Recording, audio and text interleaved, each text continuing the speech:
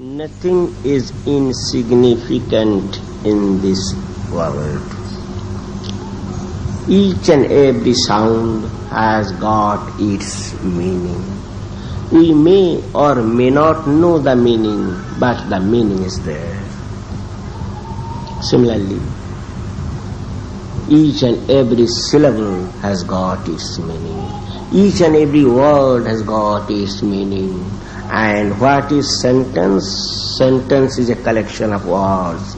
Each and every sentence has got its own significance. If we say God is one, Paramapurusha is one, that one denotes a particular pointedness. If we say two, although two denotes 2 points, but still the psychology is the same. If we say he is finite, it is a particular psychic projection. And if we say he is infinite, it is also a psychic projection. For a philosophic ideology, there is little difference between finite and infinite, because both are different projections of the same mind. Still, we say the Paramapurusha is one. And we also say that he is infinite. We say he is one because we can come in his contact. We can ensconce ourselves in him only when our mind becomes one.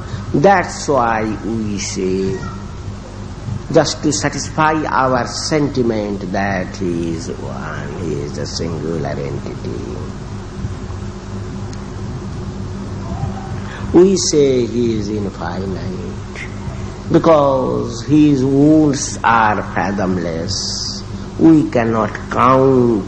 There are so many qualifications and attributions in him that we fail to count. That's why we say he is infinite. He is sourceless. He is non-causal. Everything in our universe is causal. Everything is guided by, controlled by the theory of cause and effect. This theory of cause and effect was propounded by Maharshi Kanada long ago. As per this theory, the effect of a particular cause becomes the cause of the next stage. That is, an effect is the cause of the following stage. A cause is the effect of the previous stage. In this world, everything is causal. If we go to the root, if we can touch the rudimental entity, we get the cause, we get the subtler entity. Cause is generally subtler than the effect.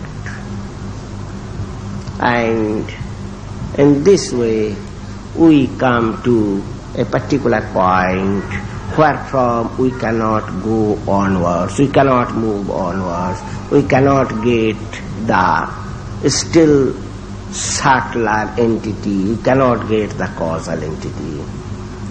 Such a stage is reached where our mind becomes non-existent. From the subtler physical and cruder physical entities, if we go inwards, we get the subtler mind. If we go inner, we get still subtler mind, and so on. But when we reach the primordial stage of mind, we cannot move still inward, that is, we cannot get the causal entity. So, if one tries to go beyond the seed of mind, one cannot go, cannot move, because all these measurements are done by the mind. Actions are of mind. What is time? Time is psychic measurement of motivity of action. So everywhere the psychic body must be present. Regarding the Paramapurusha, our mind fails to measure his arena.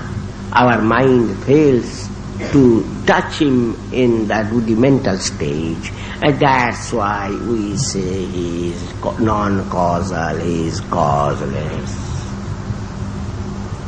When one comes in contact with him, when one loves him sincerely, one may ask him, "O Paramapurusha, what is your cause?" Before that, one cannot know it. So his cause is only to his devotees and to nobody else.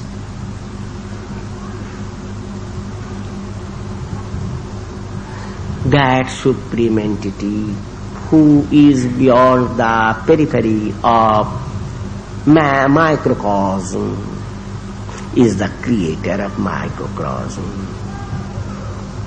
So, when microcosm is to know him, microcosm is to become one with his macrocosm.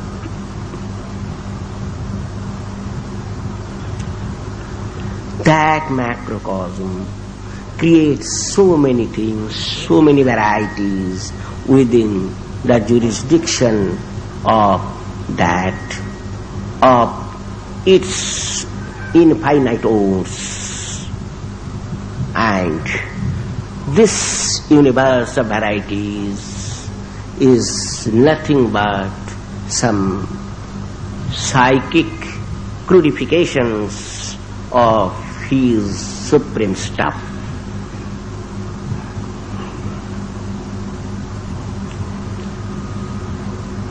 Units exist within his jurisdiction, and within each and every pore of the unit he is. That's why he is all pervading.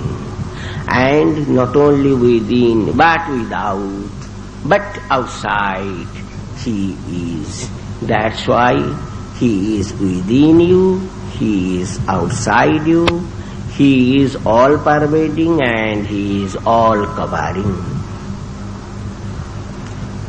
When one enlarges one's jurisdiction of microcosm, when one's nucleus coincides with the nucleus of the Supreme, one becomes one with the Supreme.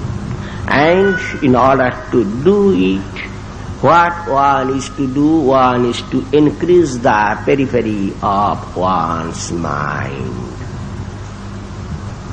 And how one is to enlarge the periphery of one's mind? By a constant fight against all limitedness, against all physical limitedness, and against all psychic dogmas. Physical limitedness, you know, this physical world, although it is very big, but it is not infinite, because it is a limited projection of the macrocosm. The entity that has got boundaries cannot be infinite. So our universe with so many planets and so many galaxies is very big, but not infinite. Similarly, in psychic realm, if there is an idea that idea may be big, but if that idea is surrounded by boundary lines and no microcosm is allowed to go beyond those boundary lines, that idea is called dogma. Dogma seals the futurity of human intellect. So, the man, the spiritual aspirant who wants to establish himself in the supreme stance must fight against dogmas. In the realm of philosophy, economics, history, archaeology and sociology and all other branches of science and humanities, dogma is a dangerous factor. You boys, you girls, you the spiritual aspirants must always remember that you must never surrender at the altar of dogma. In the past, dogma committed so many nuisances. Dogma created so many vociferous tendencies amongst this human society. Your slogan should be dogma no more, dogma no more. Establish yourself above the boundaries of dogma and be established on the excellence of human glory.